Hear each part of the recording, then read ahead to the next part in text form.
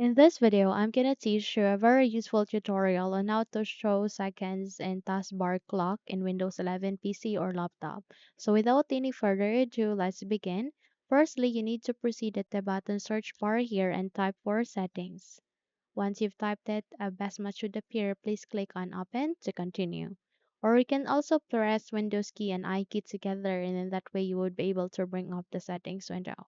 Now once here, please navigate to the left pane and look for time and language. Tap on it and eventually you can see four options. Please proceed with the first, which is date and time.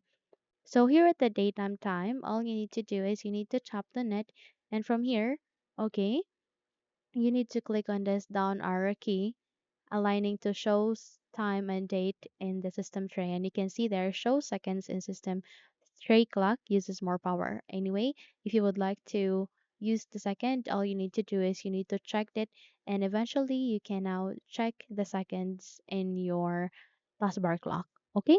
Once you're good, close the window and that's it. Now, if you think this video helped you a lot, then please don't forget to subscribe, hit the like button as well as the bell icon to be updated for more tutorials like this. Thank you for watching this video and have a good day everyone.